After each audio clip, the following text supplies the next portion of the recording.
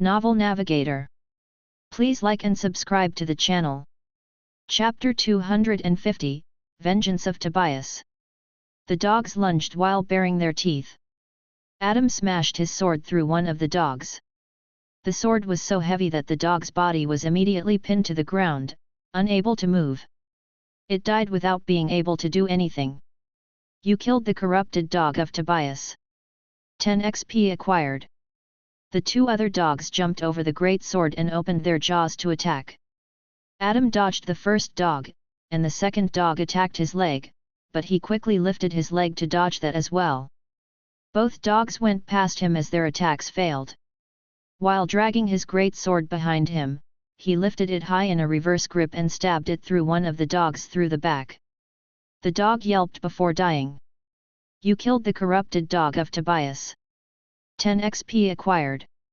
The last dog ran at him with a ferocious growl, but he swiftly sidestepped and plunged his sword into its side, ending its life. You killed the corrupted dog of Tobias. 10 XP acquired. Adam twirled his great sword around as if it didn't weigh anything and faced Tobias with a cold look frozen over his face. You killed my dogs, Tobias said coldly. I truly hate you players. And why do you hate us that much? Adam asked. Why? Haha. Tobias laughed angrily. It's because all of you treat life as if it didn't weigh anything and face no consequences. Your kind is killing originals without blinking an eye. Adam didn't speak a word. It must be nice. Tobias said. To have a power of resurrection. All of you bastards can just come back from death, while if the rest of us anger even one mercenary, our life is over. All we have to do is keep you bastards happy so your kind won't kill me and my family. You all act like heroes, keeping us safe from the horrors of the wasteland. However, who is keeping us safe from your kind? The black smoke on the cigarette turned red, as if it were resembling Tobias' anger and hatred. At that same moment, red smoke started to come from his flesh, enveloping him in a fiery aura of vengeance. This is the power I've received to protect my kind. Tobias screamed. With this, I'll protect my kind from the likes of you. With a strong lunge, the ground shattered under him, and Tobias appeared right in front of Adam. With a clenched fist, Tobias threw a punch that held all the hatred of his very being. Rage smash! Adam placed his great sword in the way of the punch, but once the fist landed on the blade, the ground under him shattered, and he was thrown backwards with great force. Boom! After another lunge, Tobias appeared near Adam and threw another punch. Rage smash ultimatum! The fist landed on the blade of the great sword, and this time, Adam's knees buckled under him, causing the ground below him to shatter and break. Boom! A small crater appeared under him, and Adam coughed out some blood. -100 HP. HP, 900/1300. Rage kick. This time, a kick landed on Adam's shoulder, and it made him collapse on the ground. The shoulder was now broken. Tobias lifted his leg high and kicked it down with his heel first. Adam quickly rolled out of the way and whispered under his breath. Minor healing. The shoulder healed as now that he was level 3 in magic, his minor healing had greater healing capabilities. Healing simple fractures was very easy. As if he had turned angrier, Tobias let out an inhumane scream, and the ground around him began to crack and tremble. His flesh started to turn red, and he started to look more like a monster than a human. He then raised his clenched fist, and behind his fist, a surge of crimson energy started to gather. It began to look like a ball of blood. Blood of the vengeance. With a swing of his arm, the ball of blood shot towards Adam at an unbelievable speed. Adam smashed his sword through the ball of blood, cutting it in half, but the two pieces of the ball exploded on impact, covering Adam in a spray of crimson liquid. It started to sizzle and burn his skin, causing excruciating pain. This is the pain of the vengeance. Tobias screamed. It hurts, doesn't it? Adam winced in pain while the crimson liquid continued to burn his skin. It would definitely leave scars behind. Snap! As Tobias snapped his fingers, hundreds of balls of blood appeared all around him. They were much smaller, about the same size as bullets, but they swirled around him in a deadly dance, waiting for his next command. This is the start of my vengeance. Here, enjoy the bullets of vengeance. With another snap, he released the deadly blood projectiles that headed straight at Adam. The hallway didn't have enough space to dodge all of them. So, one would think that he was destined to get hit by those and die. Adam didn't move a muscle. His facial expression softened, and he dropped his great sword. He doesn't plan on dodging. Tobias frowned. He has given up. As expected from mercenaries, such weak will. He can always resurrect, that's what he must be thinking. I hate people like that. However, when those blood bullets came near him, they all missed him by a hairbreadth.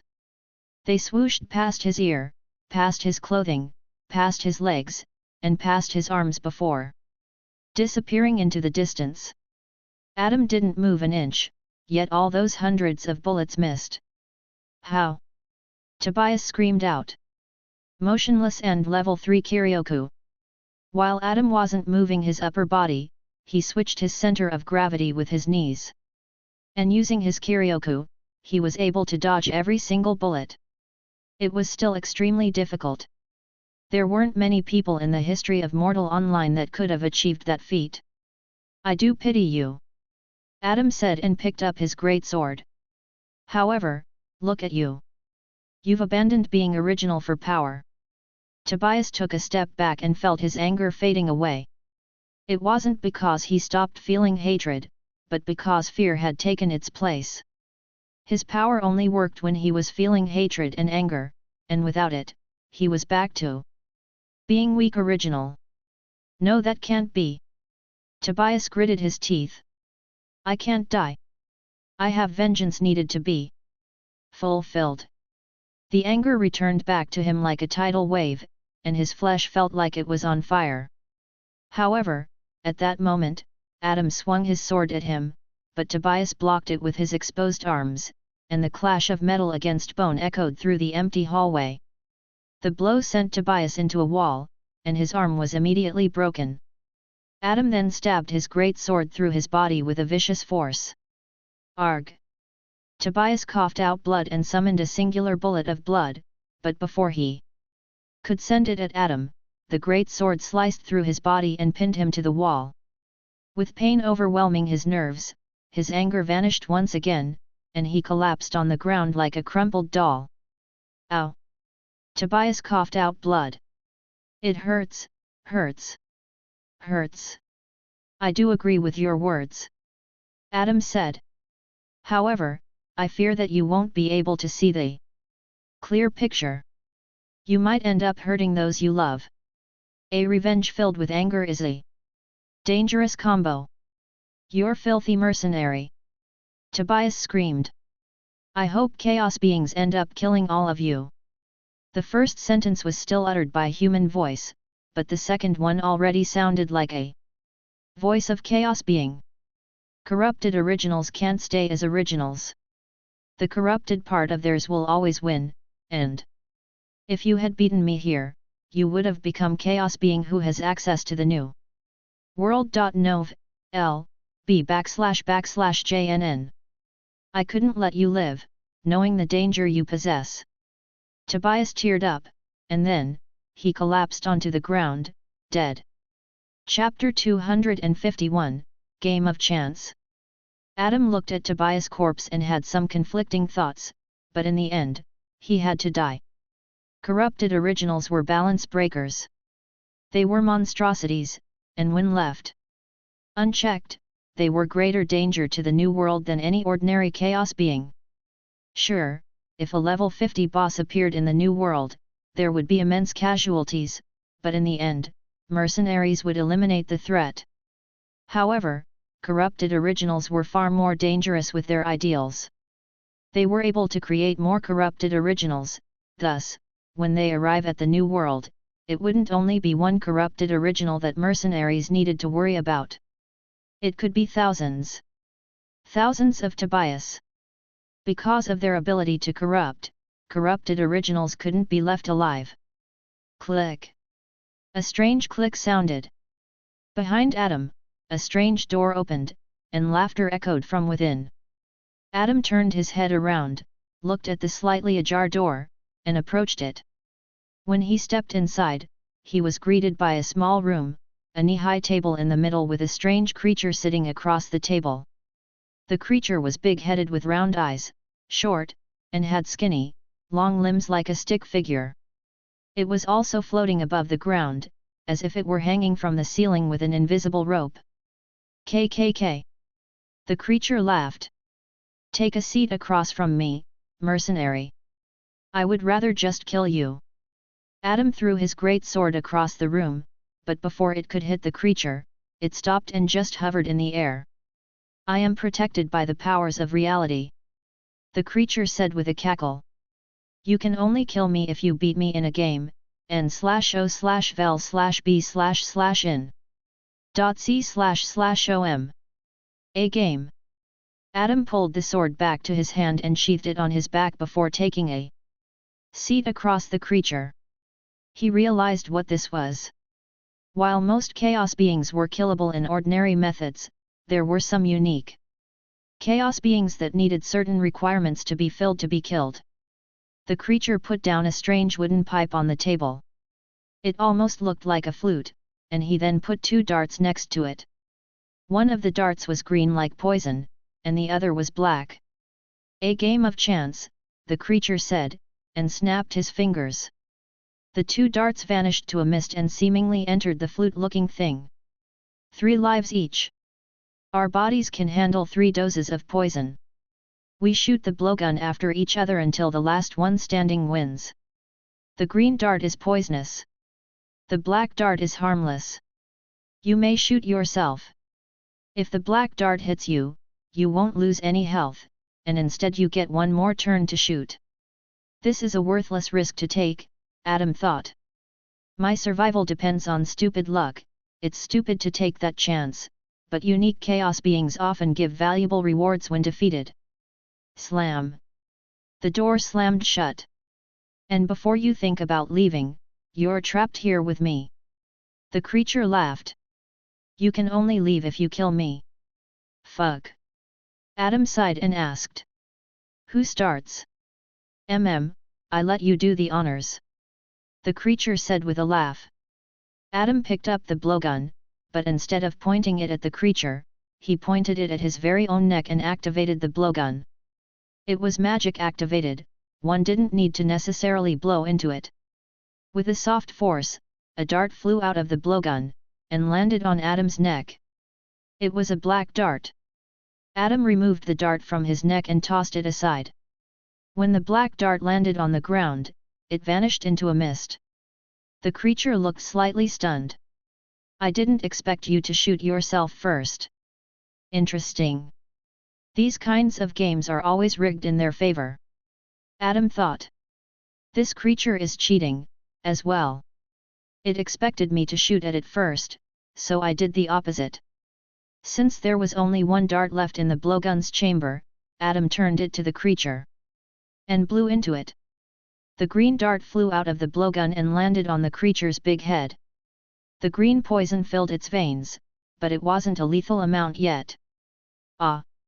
The creature let out a long sigh and then snapped its fingers. This time, 4 darts appeared, 3 green, 1 black. You can go again. The creature gave the blowgun to him and smiled cheekily. Adam looked at the blowgun and frowned. It's in my favor.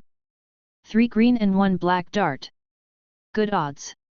I should shoot the creature, but this game is rigged, and I feel like the odds are way too obvious. Could it be that if I shoot, it's black dart? Let's see. If I shoot at it, and it's a black dart, I'll be hit by a green dart for sure next turn. That makes our health the same, but then it is my turn, and I can lower the creature's health again. It will only have 1 health left. However, the blowgun will have 1 more green dart left, and it will definitely hit me. We both have 1 health, but the next round, it'll probably be the creature's turn to shoot first, and it will most likely make it so that the green dart will be the first dart. I would die. If I decide to shoot myself first, and it is a black dart, I will definitely win this round. However, if it is green, I'll be in a shitty situation. For shooting myself, I'll lose 1 health. The creature knows what dart will shoot, so if it is green on its turn, I'll only have 1 health left. If the creature doesn't shoot the black dart on its turn, I'll have 50-50 chances for either black or green. It's just flipping a coin. If I choose wrong, I would die, and if I choose right, I would only be able to lower the creature's health to 1 as well. Then the next turn will be its turn to start, and I'll just die. Adam frowned as he contemplated his next move. The creature just chuckled like a broken recorder as it seemed to take pleasure in Adam's troubled expression. It liked to crush its opponent's mentality. The creature was well aware that Adam must be thinking about how the game was rigged. Obviously it was rigged. The creature had been facing many mercenaries before. Unlike ordinary chaos beings, unique chaos beings only have 1 life. It didn't matter whether there was respawn crystal nearby. Thus, if it hadn't rigged the game long ago, it would have been long dead. It didn't want to die, obviously. Without Adam knowing it, the creature was hiding its hand and was snapping its fingers.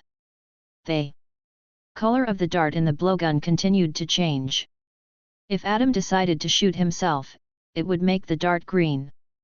If he decided to shoot the creature, it would make the dart black. It was a loss situation, no matter what. Sigh.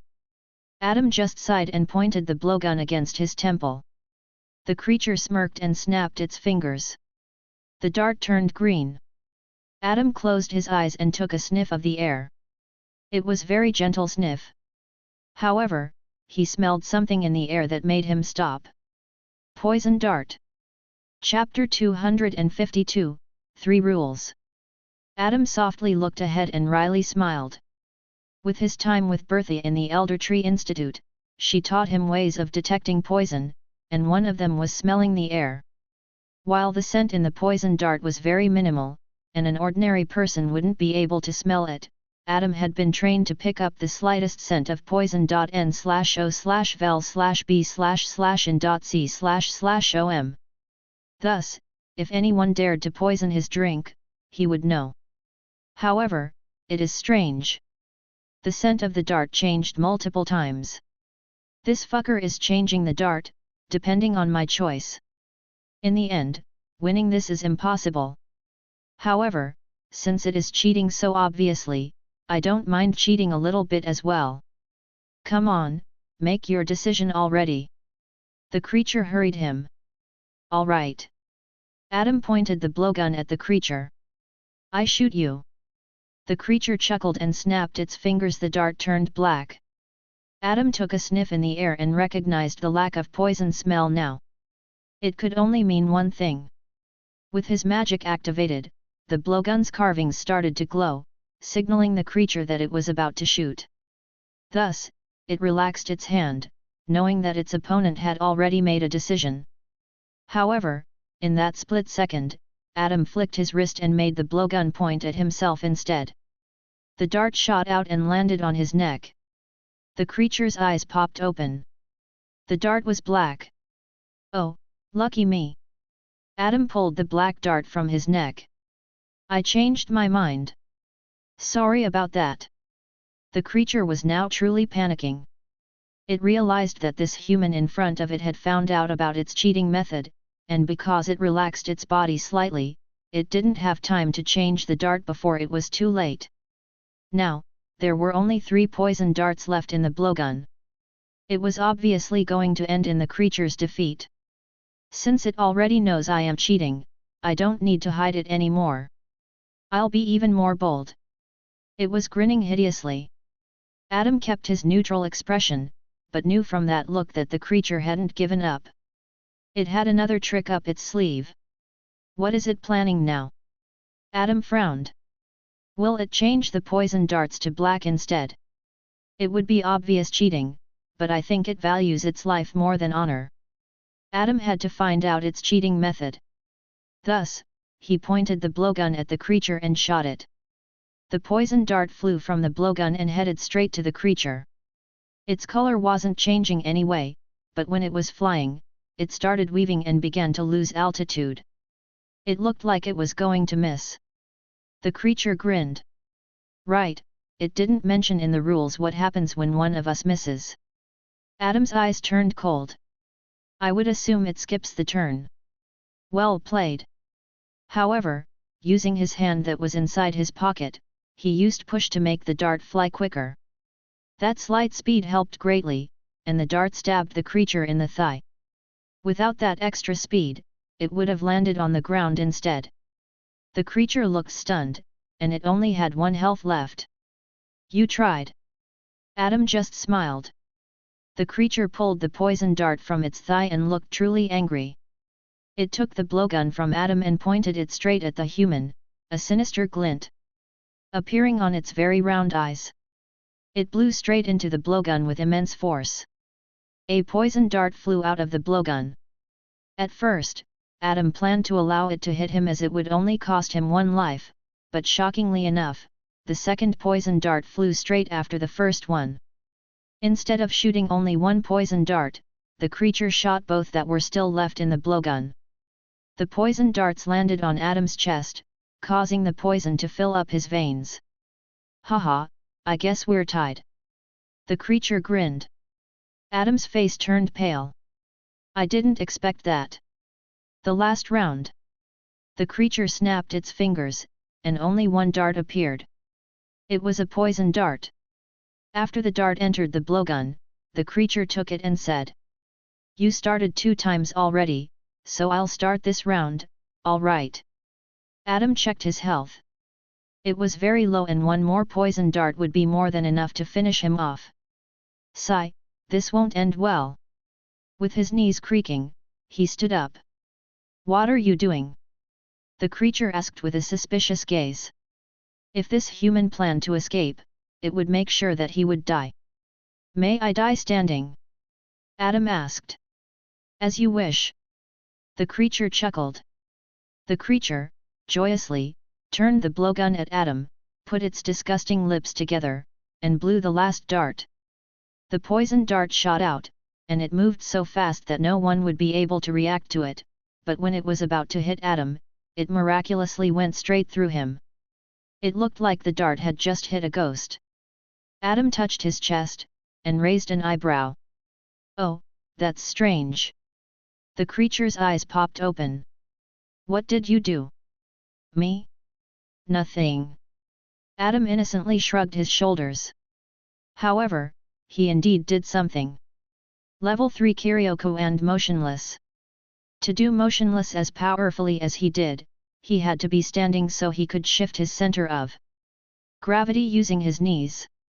Thus, if he had continued sitting, it would be way more obvious that he simply dodged. You cheated, I know it. The creature screamed.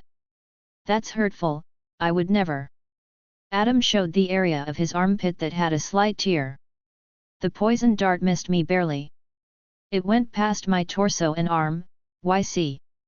I actually just missed. The creature frowned. I haven't missed before. Is it my turn? Adam asked. Since you did miss, it would make sense for your turn to be skipped, don't you think so? Humph, no. The creature shouted. Come on now. Adam's expression turned serious.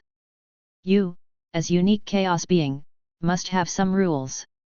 If you don't abide by those rules, the powers of reality will stop protecting you.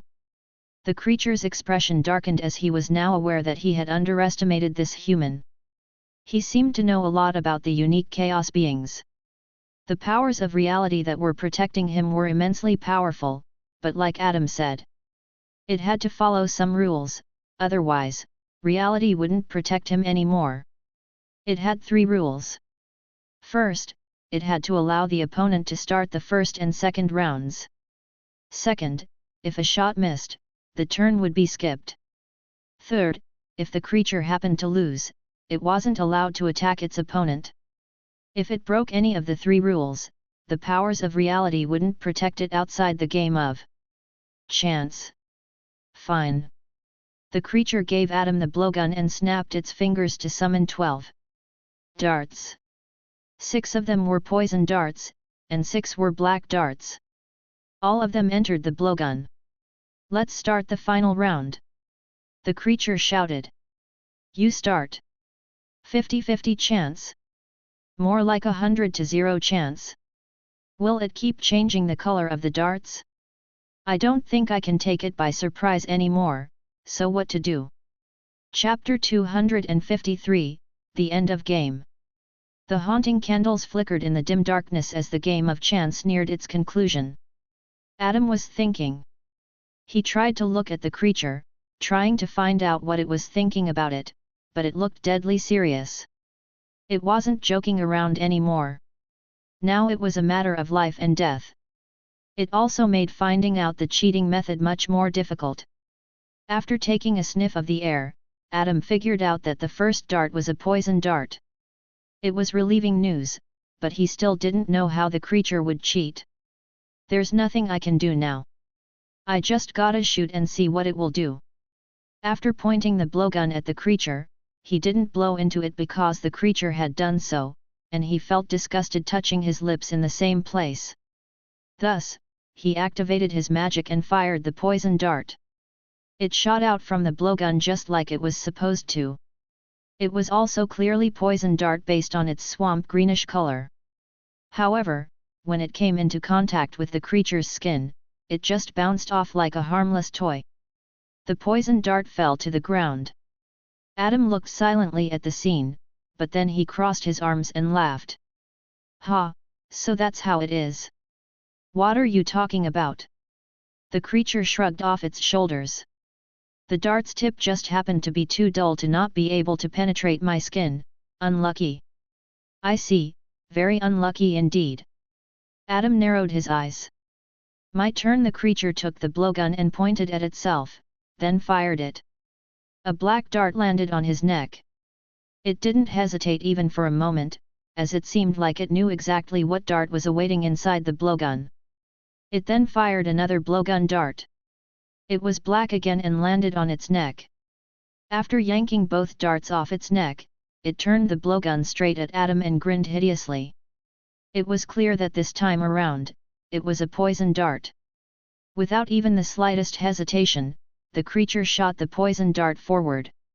The dart crossed the small distance between them in a split second, and landed on Adam's shoulder, but strangely enough, its tip couldn't penetrate his skin. Instead, it broke apart and fell back to the ground. N/O/vel/b//in.c//om. The creature gritted its teeth in anger. It knew that this human used craft to shield himself from the poison dart. It doesn't matter. Next turn, I use craft on the dart as well, and it'll be able to pierce. However, Adam had a similar thought. It bounced off its skin before.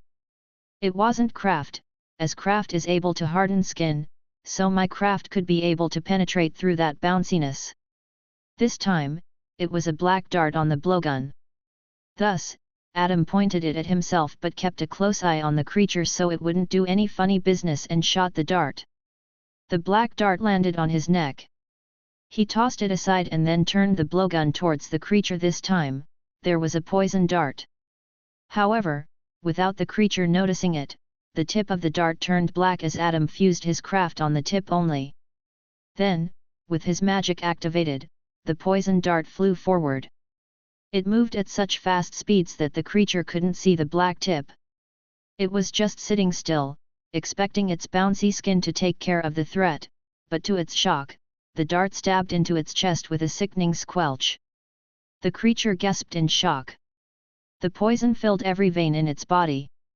The third dose was the lethal one, and the creature could feel its world falling apart. No. The creature quickly opened a hidden drawer and took out a bottle of antidote. It wasn't planning on dying just like this. At that moment, Adam kicked the table up, and as the table slammed into the creature's hand, it made the bottle of antidote fall from the hand. The creature watched in horror as the antidote shattered on the ground. No! The creature screamed in horror. If I die, I'll take you with me. With a lunge, the creature leaped over the table, and reached its hands towards Adam. However, in that same moment, the powers of reality stopped protecting it, as it just broke the third rule. The haunting candles all died, and swift darkness filled the room. Adam drew his great sword and slashed through the creature with all his might. The creature got split in two and fell to the ground like a sad puppet whose strings had been cut. It was trying to grab Adam's leg, but he dodged and just watched as it trashed around, trying to cling onto life somehow, but the poison was too strong, and it eventually stopped moving. You killed Game Master, Cuppet. 500 XP acquired. XP, 1375/9000. Click. The door at the end of the room opened, Adam approached it and stepped through. He arrived in another hallway with more dusty coffins and a faint scent of decay filling the air. As soon as he arrived there, all of the coffins slowly began to creak open, and from there, rotting creatures emerged. All of them had blue, glowing eyes like pools of water reflecting the moonlight. With the sword in hand, Adam jumped right into the fray, and started cutting through the creatures with overwhelming strength. These were weak creatures, so he wasn't afraid, but there were quite many of them. However, it was a good time to start grinding some experience points. As he killed about 20 of them, 4 night-looking things walked from the other end of the hallway. They were the same reborn knights that Adam fought a while back, but now there were 4 of them. The wings on Adam's back unfurled, and he flew straight at the reborn knights, his sword moving to block their attacks, and then used his sharp wings to cut straight through them. Reborn knights fought back hard.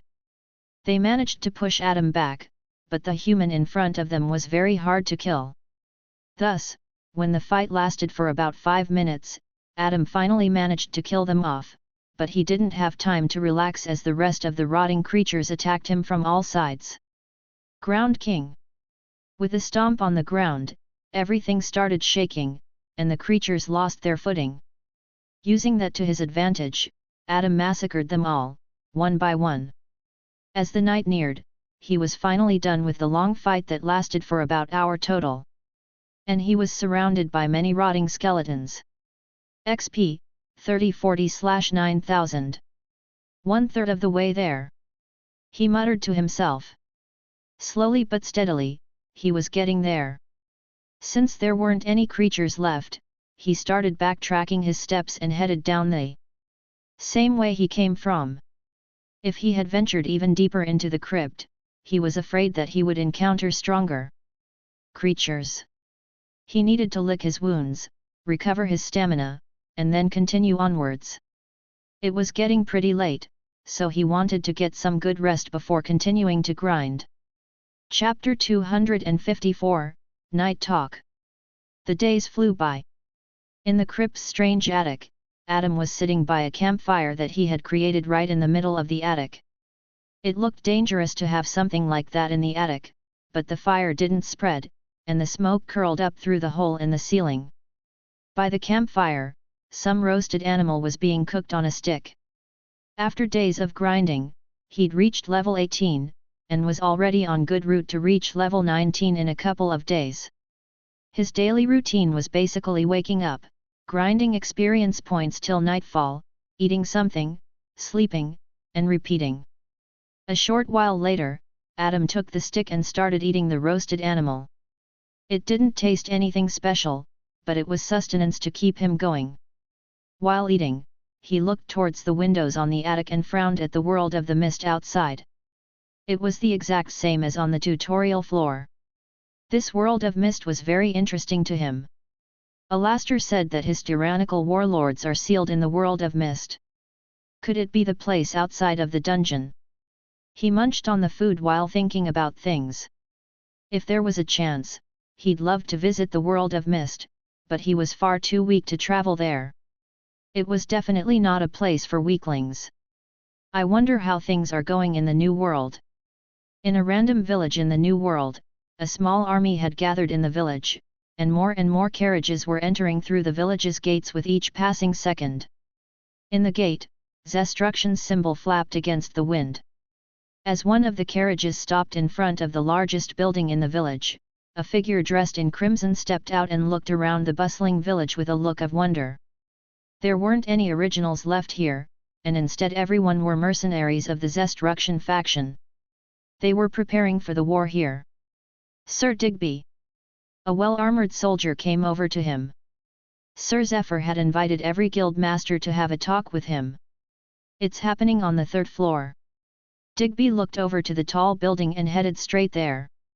After a while, he entered the 3rd floor and saw all of the guild masters gathered around a sizable table.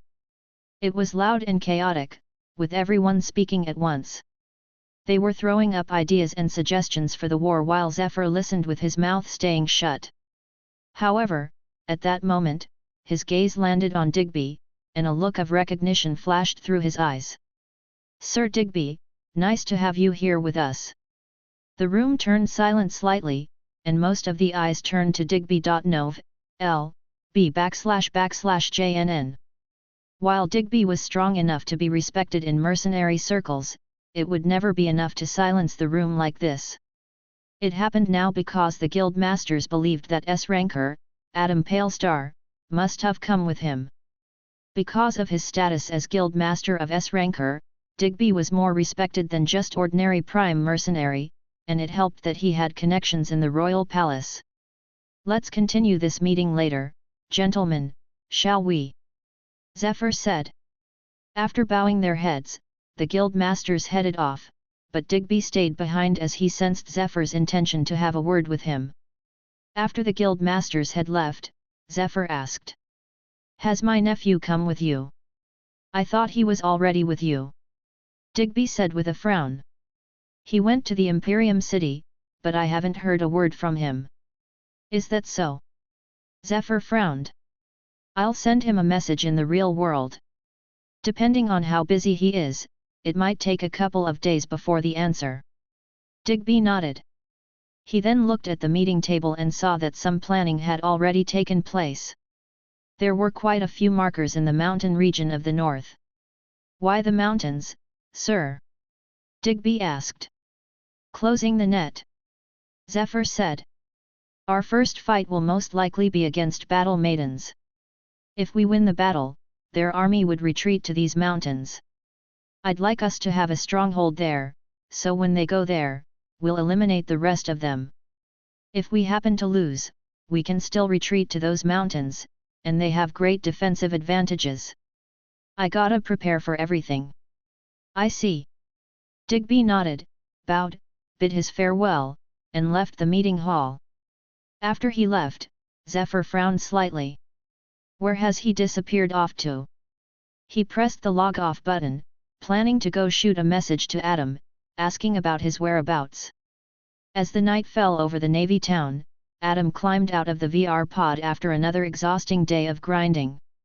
The attic was the only safe place he'd discovered on the 51st floor, so he was able to log off there.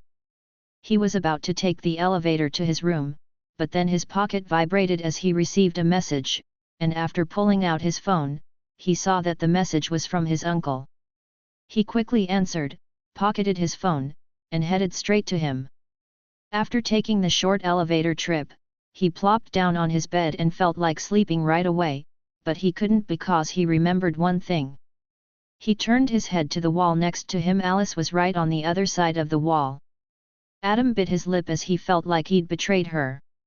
He wanted to use the broken heart symptom as an excuse, but the truth was, he would have still liked to make love with Lady Yu. After all, he'd been in love with her so long that he wasn't able to remember the time when he wasn't. He left his bed, left his room, and stopped in front of Alice's room door. Before opening the door, he checked the time on the phone, and it wasn't midnight just yet, but Alice might be sleeping because she had school tomorrow. He gently opened the door and saw that the room was dark. There was a person lying on the bed, not moving an inch. After entering the room, he closed the door, walked over to the bed, and whispered, "Alice, are you awake?" She mumbled something under her breath, and her eyes softly opened. She looked slightly groggy, her eyes barely staying open, but she managed to smile weakly in response. Adam. She didn't expect to see him anytime soon, as he seemed very busy. There's something I must talk to you about. What is it? Alice heard the seriousness in his tone, and she shrugged off her sleepiness to focus on his words. However, before Adam could speak a word, footsteps came from the hallway. They turned to the door and saw a shadow by the door. Alice, are you awake? It was Sarah's voice. Hide. Alice hurried Adam, who quickly hid under her bed. The door slowly creaked open, and Sarah, in her sleeping pajama, flicked the light switch and looked at her sweet daughter. I heard some talk. Who were you talking to? No one. Alice smiled and shook her head. Maybe father left the television open in the downstairs.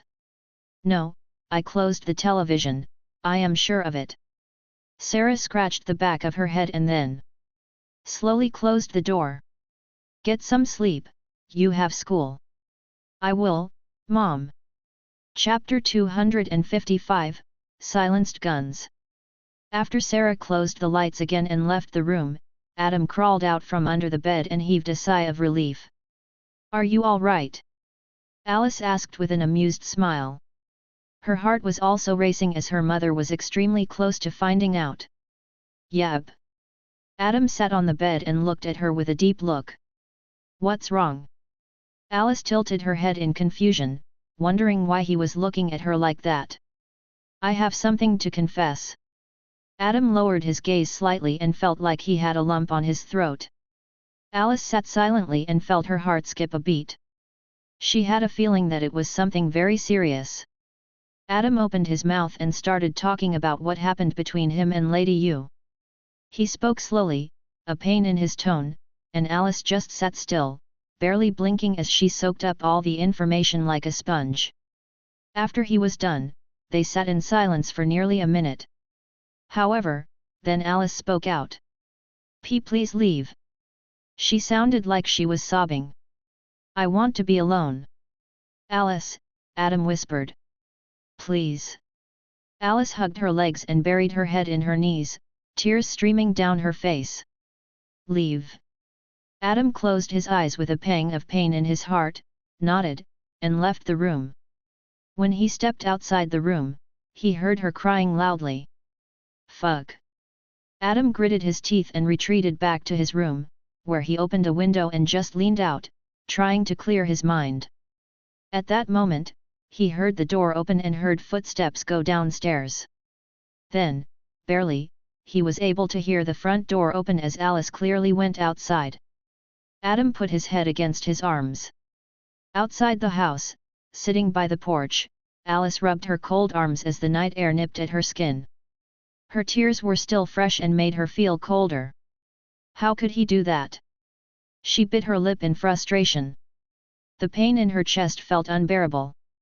When she was about to start crying, she suddenly felt something on her forehead, and when she raised her gaze, she froze completely as she saw a shadowy figure holding a silenced gun against her forehead.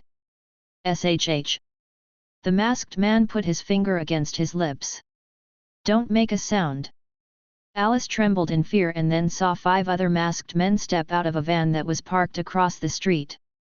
They were all holding silenced guns. Where's Adam Palestar? The masked man asked. Only he shall die. The rest of you can go free. Adam.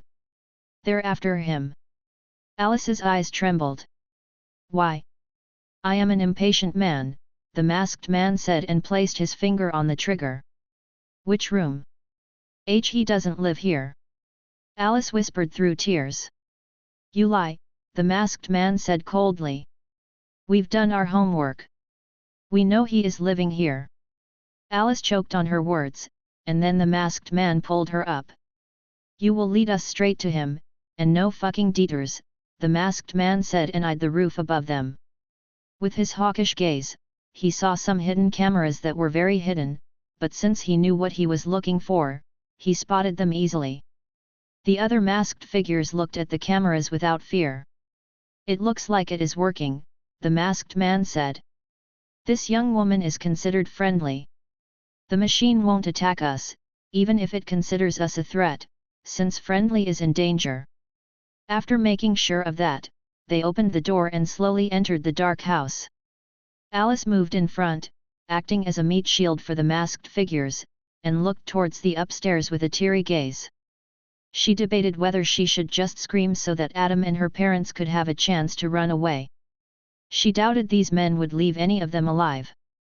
"All right, let's start heading upstairs," the masked man said, and turned to the others. "Search the downstairs, and then join me upstairs." "BRR. BRR. What the fuck is it?" Adam had felt his phone vibrate for some time now, but he was too occupied with his thoughts to pay attention to it. However, now it was just getting annoying. He pulled out his phone, and instead of it being a phone call, he received hundreds of warnings from Hira. Hira was also connected to his phone, so it could warn him at any moment if there was danger nearby. With the phone, he was also connected to the cameras and checked one in the downstairs. What he saw made his blood run cold, and his look turned into one of pure anger. "Give me a gun!" Adam screamed, and in the wall, a hidden compartment appeared from nowhere. Inside was a silenced gun with a magazine full of bullets. "Hira, can you take care of them or not?" Adam paced back and forth while thinking. Ding! He received a message on his phone. "Hira, no. She would be in grave danger. She is their hostage now, and the man she is with knows about my existence." "Kong Saruza?" Adam asked. "He told them about you." "Hira, I don't know. He is, somewhat, my creator, and I don't want to believe that possibility." "All right. Lock every door," Adam said. "Do not let them find Sarah and John." "Hira, done." Inside the master bedroom, the walls turned soundproof, and the door turned metallic. In the room, Sarah and John were sleeping soundly, unaware of the dangers outside. "I don't need more hostages." Adam scratched the back of his head. "Alice." "Hira, they're about to enter upstairs. The man with Alice is currently alone, but in 30 seconds, others will follow him." "All right, don't do anything with your weapons. Do you hear me?" "Hira, if you take care of the man with Alice, I could easily eliminate others in the downstairs." "Don't, that's too loud." Adam looked at the silenced gun. "I want them to believe that their life is boring and safe. I don't want them to discover the truth." "Hira, all right. What is your plan?" "I'll kill the ones in the downstairs first. Keep my door locked, but don't make it obvious. I want them to believe I am just sleeping, so create some snoring sounds from the speakers, not too loud." "Hira, all right." Adam then stepped into the elevator, descended only one floor.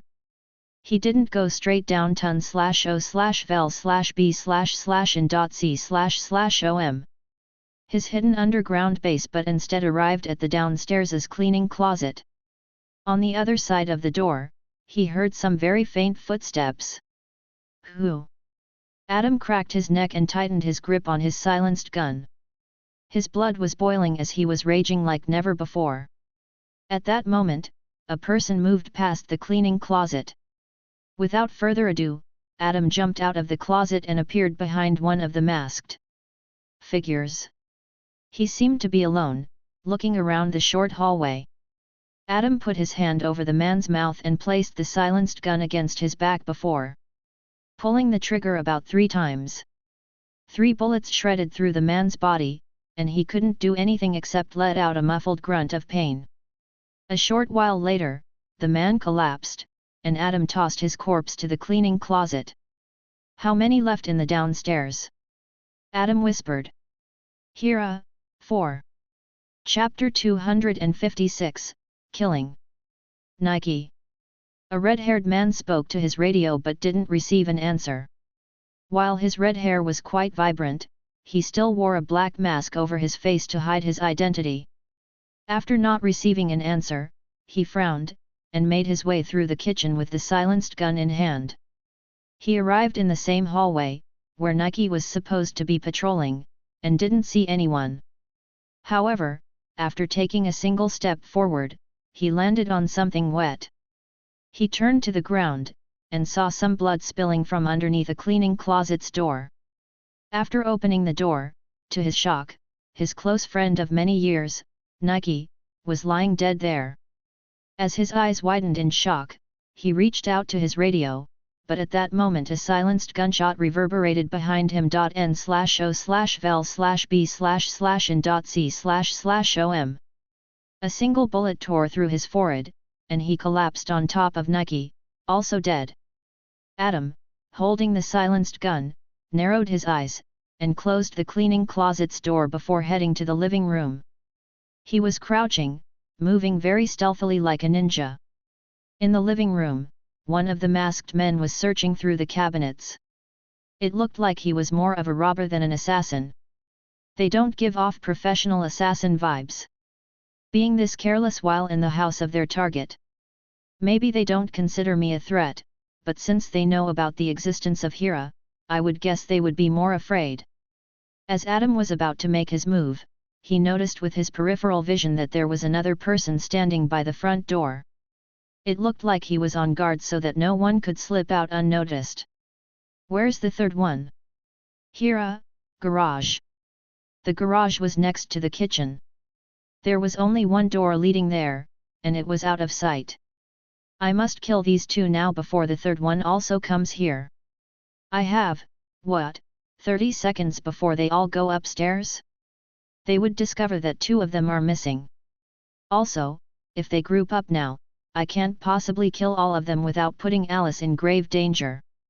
After making up his mind, Adam jumped out of his hiding spot, and the person by the front door immediately noticed him. His eyes widened in surprise, but he quickly pulled out his silenced gun to fill Adam with bullet holes. However, Adam was faster. He immediately pointed his gun towards the man's face and pulled the trigger. The bullet crossed the distance and drilled through the man's eye. The man crashed against the front door, and collapsed on the ground. Thump! The other man in the living room heard that clearly, and turned around, just to see Adam running straight at him.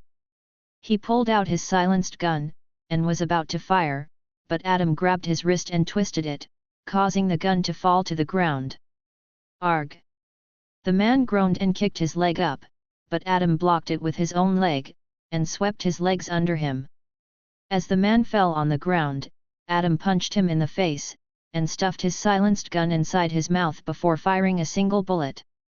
The brain matter splattered across the ground as the man fell dead. Adam didn't have time to relax as he heard the garage's door open. He immediately rushed to the kitchen, and saw the person closing the garage door with his silenced gun on his left hand. As Adam ran straight to him, the man saw a reflection through the window, and quickly turned around before firing a single bullet. Adam dove under the bullet, which flew across the kitchen and landed on the counter with a loud clatter. Before the man could fire another bullet, Adam tackled him through the garage door and tackled him to the ground. Adam pinned his left arm down so he couldn't use his gun. He tried to shout for help, but Adam quickly covered his mouth and head-butted him in the face.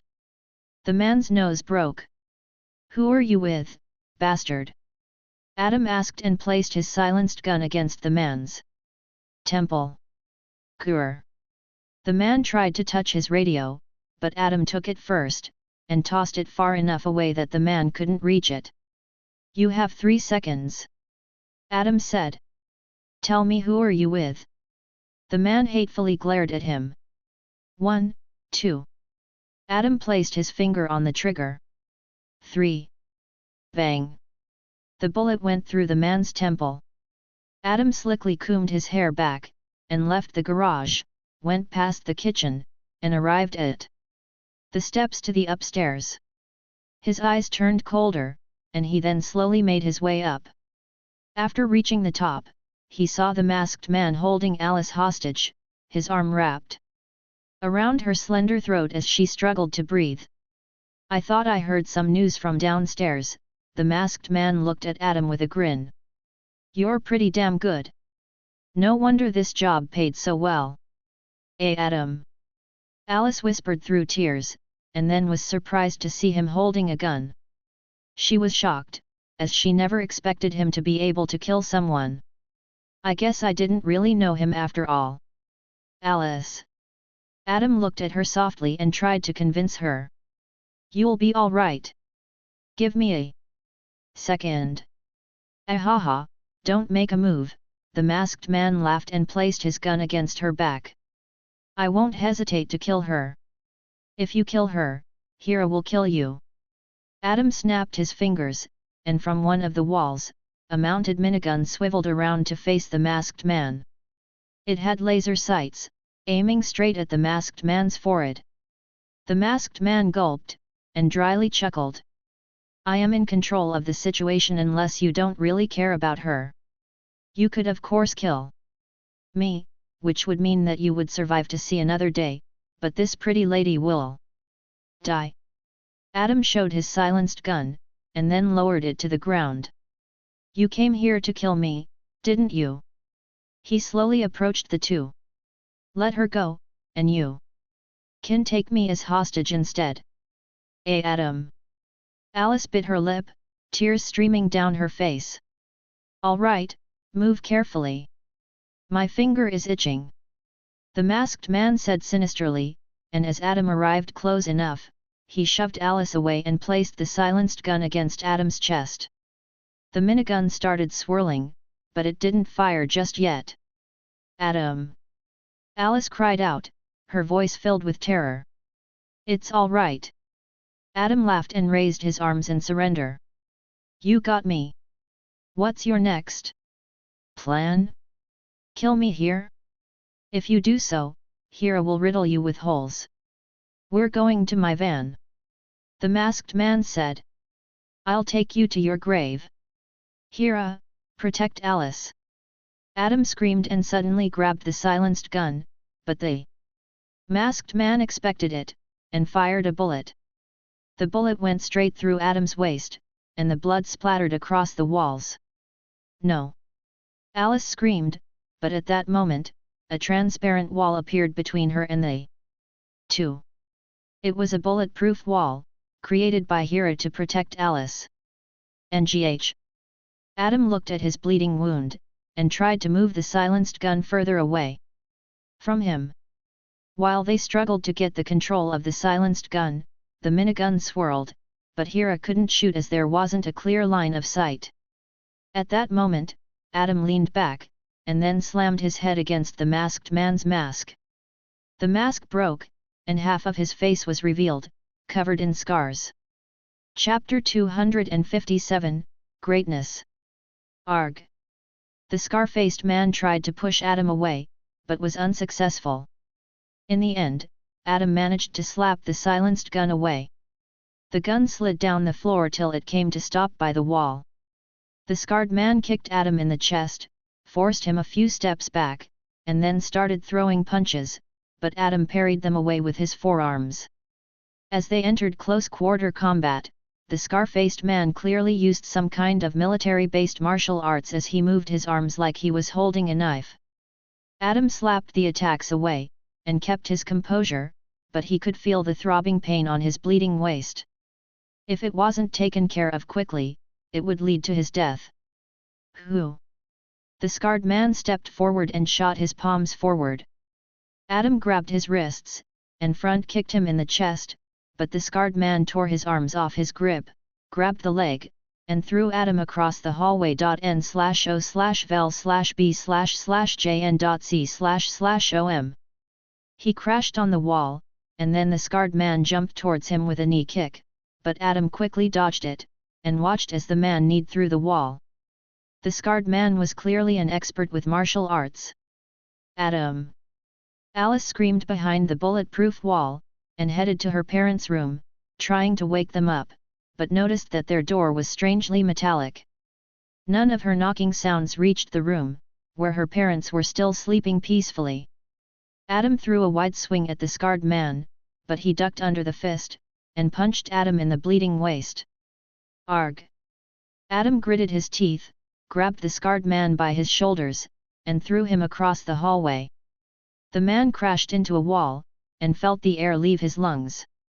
The throw was much stronger than he expected. At that moment, Adam kicked his leg up and tried to kick the scarred man in the face, but he rolled out of the way, stood back up, and threw a low kick. Smack! The low kick landed on Adam's thigh with a force that created an instant bruise. No! Adam gasped in pain, realizing he was outmatched. In terms of martial arts, he was clearly outmatched. This made him honestly feel scared. It made him remember his death, once again, and during that fight, he was clearly stronger fighter, but still, he succumbed to his wounds. Now, he was the weaker fighter, and was already wounded with a bullet lodged inside his waist. The scarred man came close to him again, and started landing more punches. He was clearly trying to stay close to Adam, so Hira didn't have any chance to use the minigun. Adam, please! Alice's screams finally reached his ears. Arg! Adam reeled in his fist, and punched against the scarred man's block so hard that the man stumbled back.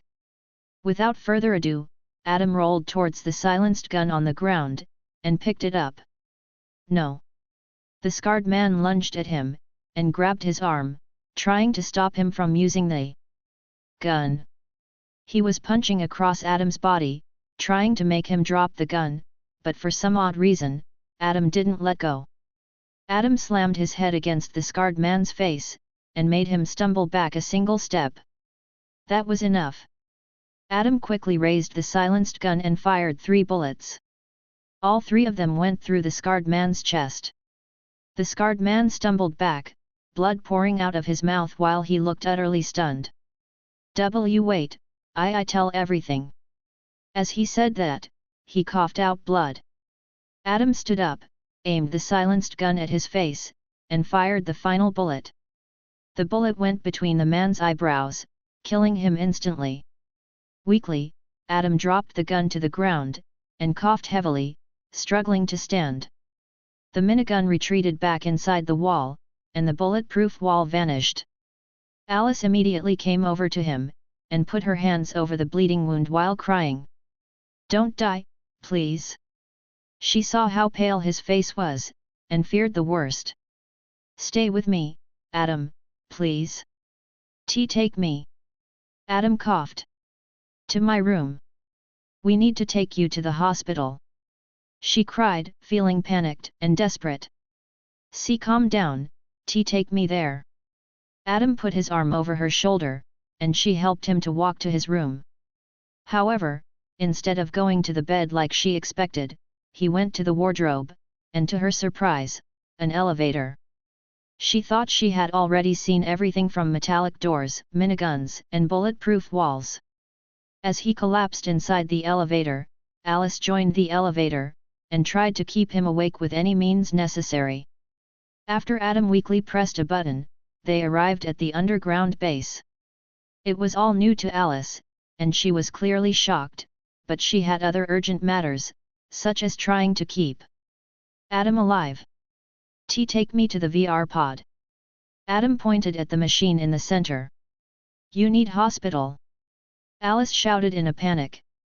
Why you bleeding so much? Hero will take care of me. Adam said, then stumbled towards VR pod, and eventually climbed inside. As soon as he said so, the glass lid closed shut, sealing him inside. Alice bit her lip, and wanted to go wake up her parents in case this didn't work and they would have to go to the hospital. However, at that moment, she heard a robotic voice. Do not panic, young lady. I've got better medical capabilities than any hospital in Navy Town. Who spoke? Alice looked around in shock. My name is Hira. Look over to the computer screen. Alice looked over to the computer screen, which was black just recently, but now a face appeared there.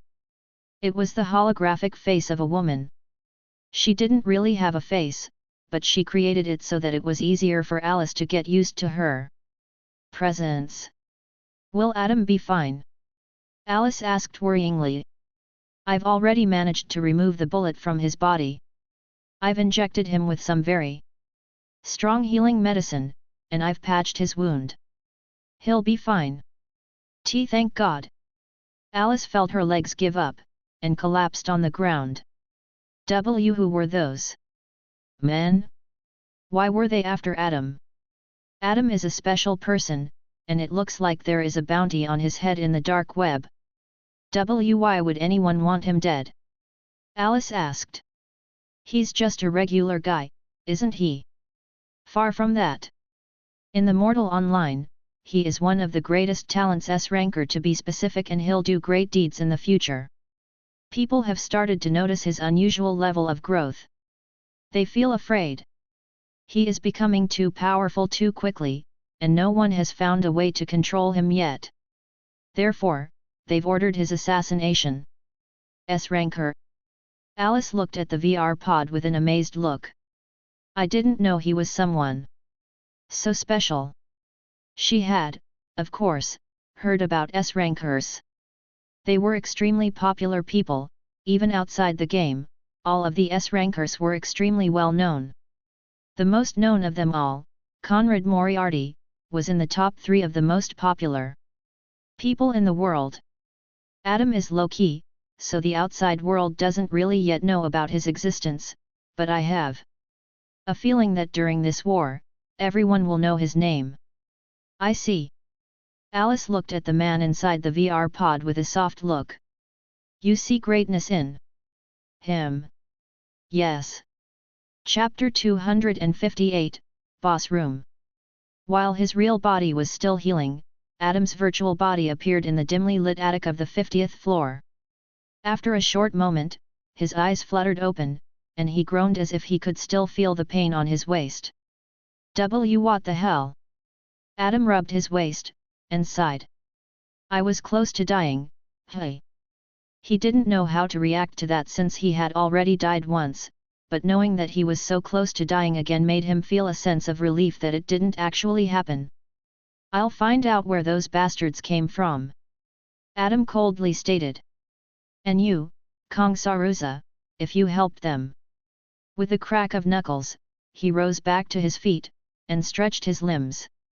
Since he couldn't go back to the real world, because he was on heavy medication, he planned to do some grinding. After leaving the attic, he started heading back to the place where he stopped last night. It was quite late already, but he definitely didn't feel like sleeping anymore. It was fine since his real body was sleeping in his stead. However, since his mind wasn't really sleeping, he would definitely still feel sleepiness, but it was fine. After returning to the game room of the strange creature, he walked through it, and found himself in the place with countless rotting corpses. Once he ventured even deeper, he came across an enormous temple-looking area with rock pillars holding up the ceiling, leading him to believe he had stumbled upon an ancient burial ground. It was so large and spacious that one would think that it belonged to the giants. At that moment, lights lit up across the pillars and the ceiling. As soon as that happened, a loud rumbling sound could be heard coming from deep within the tomb. Through the ground, and from the coffins, thousands of creatures came back to life. Their eyes glowed blue, and they let out a deafening screech that echoed through the tomb. Adam picked up his great sword and rubbed his neck. Good grinding ground. With a lunge, he started a long fight. Back in the underground base, Alice let out a few yawns, but she didn't want to leave Adam's side. It was nearing morning, and at that moment, she remembered something. Right, all those corpses. She cried out. My mother will freak out. I've already taken care of them. I've also cleaned the blood, fixed the broken walls, and made sure everything is in order. Don't worry, she won't suspect a thing. Ah, thank God. Alice touched her chest and breathed a sigh of relief. I might be a machine, but I am also curious. You two fought last night. Why? Alice lowered her head and pursed her lips. He told me something I didn't like. Yes, I heard. He is in love with another woman. Yes. Alice nodded in sadness. I thought he loved me. What are you talking about? He loves you very dearly. How would you know that? Alice looked at the holographic face on the screen. Every night, before he goes to bed, he gives me an order to make sure that you're safe for the entire duration of the night. I might not be aware of human feelings, but I've had a few other masters before, and I haven't seen them care about anyone else as much as he does. Alice lowered her head and said. But he still has someone else. That doesn't mean he loves you any way less. It only means that his heart had place for someone else. Maybe he loved that person before you, but ended up falling in love with you as well. I don't know. Alice kicked her legs up and down. I just wanted him to be just mine, you know. Are you curious about her? Yes, Alice said. I checked the dark web database.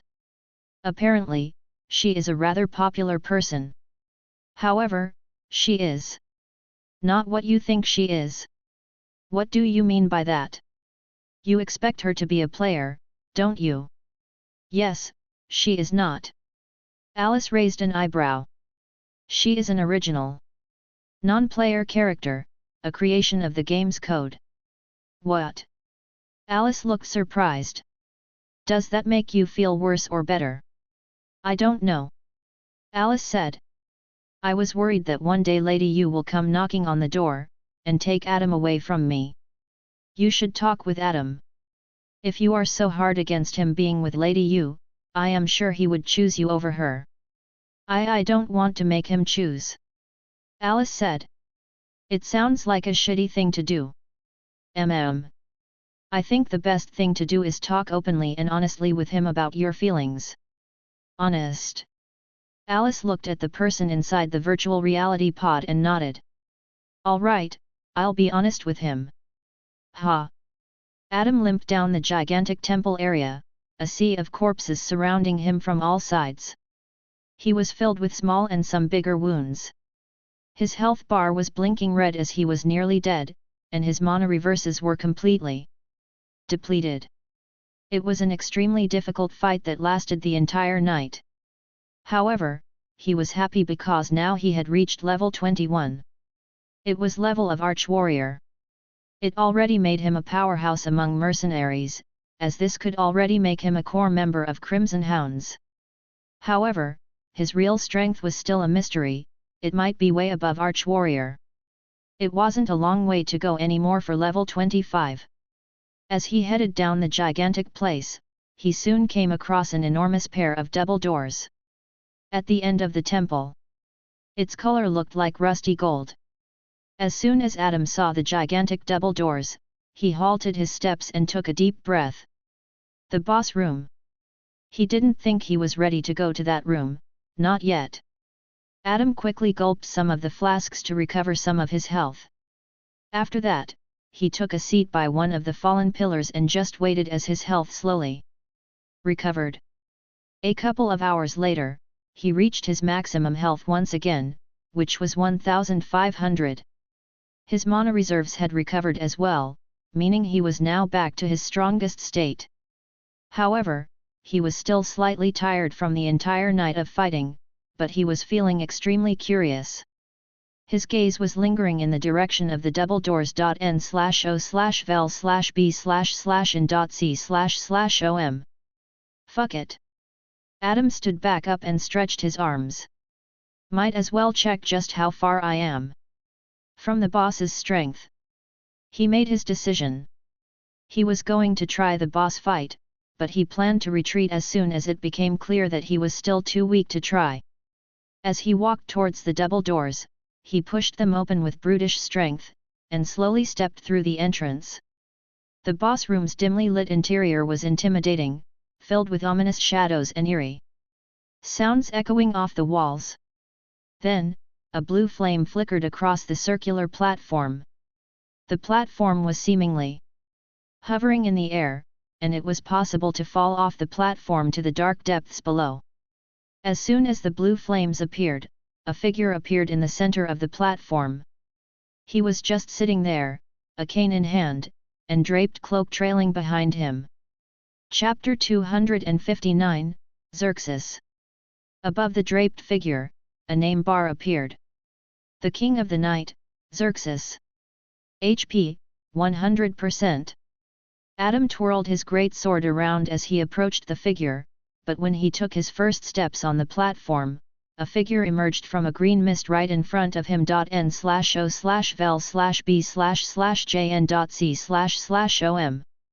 After the green mist cleared, the figure was clearly a skeleton with rattling bones, and it raised its bony arm to stop Adam from moving any further. Only one. Xerxes raised his gaze, and narrowed it. You dare challenge me, solo human? I dare, Adam said, cutting through the skeleton with a single swing. Humans grow more foolish with each passing winter. Xerxes rose to his feet, and picked up his cane.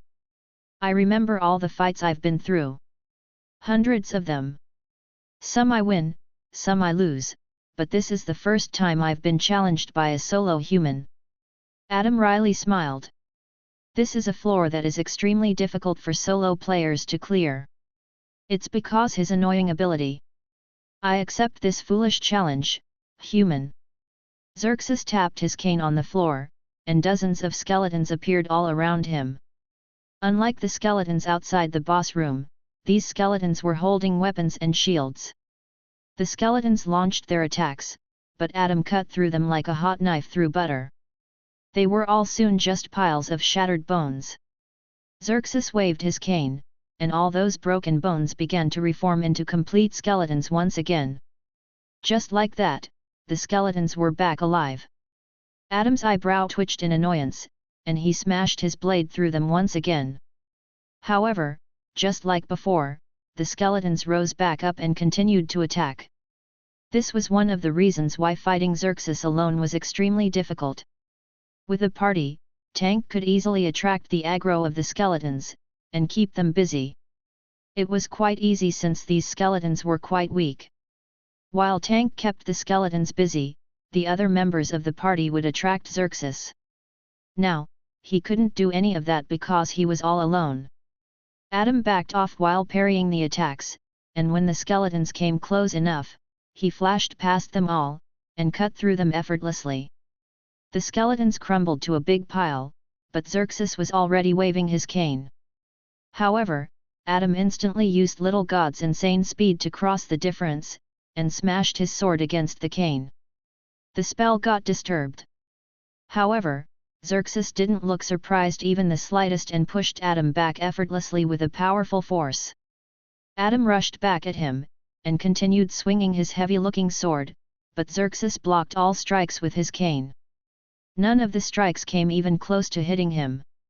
At that moment, Adam did a step forward, and shouted, "Chi strike!"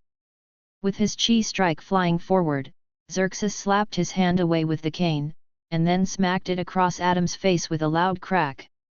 It sent Adam flying some distance away. A part of his skull suffered a fracture. He quickly used one of the flasks to heal that, and rose back up, but he felt like he was a child fighting against an adult. The strength difference was crazy high. Xerxes tossed his cane straight at him, and stabbed the ground right between his legs. It started glowing bright red, and then it multiplied into multiple canes, surrounding Adam in a ring of canes. The corruption of the night. Starting from his feet, Adam started to slowly turn into a skeleton, as if his flesh were peeling off his bones. It was a grotesque scene. The health started dropping at an alarming rate. At that moment, Adam lifted his sword high, and cut through the ground, making big enough crevice for the canes around him to fall into. The spell got disturbed. Xerxes summoned the cane back to him, and swung it straight at Adam. Adam placed his great sword above his head, and blocked the cane, but the ground under him cracked, and he was forced down on his knees. It didn't help that his legs were all bone and no flesh, so he was weak and easily overpowered by the force of the blow. At that moment, wings sprouted from his back, and they smacked Xerxes off from him. Xerxes spun around the air, landed on the ground, and slid across the platform. Adam quickly drank some flasks to recover the flesh back on his legs, and once he did that, he took flight, and soared towards Xerxes to continue the battle. Xerxes jumped straight at him, and smacked him off the air with his cane. Adam crashed into the ground, but the wings took care of most of the impact, and without further ado, he went back to the air. Ah! With a loud scream, he fell straight down at Xerxes and smashed his sword down. Great skeleton arm!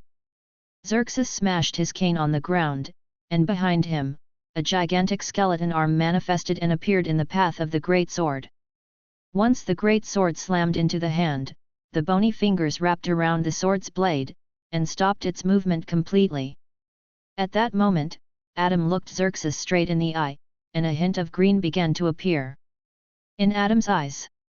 For a moment, Xerxes saw the ground behind him vanish, and he looked surprised for a second, but the illusion soon broke apart, and he noticed that the platform was still there. However, that one moment of surprise was enough. Adam flew past the skeleton arm, and slashed through Xerxes's chest with ease. HP, 88%. Xerxes stumbled back, and looked at his bleeding chest, but it just frowned, and summoned more of the skeletons to attack Adam. This time, there were about 50 of those skeletons, attacking Adam from all angles. They surrounded him, and started tugging on his clothes, trying to drag him down on the ground, but Adam just took flight, took some of the skeletons with him, and then cut through their arms so they would let go of him. Xerxes twirled the cane around him, and then summoned a skeleton-made chain from the ground. The chain shot through the air, and stabbed straight towards Adam, but he quickly placed his strong wings in the way, but the impact was still strong enough to push him back towards the double doors of the boss room. Arg! Adam coughed out. How disgustingly powerful is he? He tried to use his Kyryoko to anticipate all the attacks, but his attacks just came so quickly and unexpectedly. I don't want to give up yet. I'll try something crazy. Adam fell back to the ground, made the wings shrink back to his body, and then rushed through the army of skeletons, cutting through them like nothing. Eventually, he reached Xerxes once again, who gave off pressure so overwhelming that the ground was almost shaking. With his great sword, he jumped to the air and slashed it down. Ground King! Xerxes placed his cane in the way, and as soon as the great sword landed on it, the ground under Xerxes broke and shattered. While Xerxes was occupied by the great sword, Adam slammed his feet against his chest and shouted, "Chi strike!" The Chi strike broke through Xerxes' defenses and wreaked havoc inside his body. HP, 83%. The health was slowly, but steadily lowering. Had. Adam grinned, but at the same moment, one of the skeleton chains smacked him away like a fly, sending him flying across the room. Chapter 260, Awaken. Cough. Adam stood back to his feet, and used the back of his hand to wipe the blood off his lips. I still have a long way to go before he is dead. Not to mention he has a second and third phase left. How fucking troublesome. At that moment, Xerxes summoned more of the skeletons and also reborn knights. With their rattling bones, they headed straight towards Adam like an army of dead. The wings came from Adam's back once again. He ignored the army of the dead, flew over them, and headed straight to Xerxes instead. However, he wasn't in control of the air anymore. Dozens of chains made out of bone wrapped around him, and threw him straight back to the ground. A large crater appeared around him, but Adam took instant flight and headed to Xerxes, but it was useless as those chains smacked him down again. Adam stopped being stubborn, made the wings retreat back to his body, and started running towards Xerxes instead. However, the skeletons and reborn knights appeared in his path, protecting their master from any attackers. Adam took a large swing with his sword, even clad the blade with the black craft, and then smashed his sword through the creatures in his way. As he ran over the creatures, Xerxes waved his cane to make them reform back together, and as soon as they were back standing, they started running after Adam like a pack of hounds. One of the skeletons jumped, and grabbed Adam's leg. It made him trip, and all the skeletons pounced on him, trapping him under their weight. Xerxes looked at the scene and shook his head.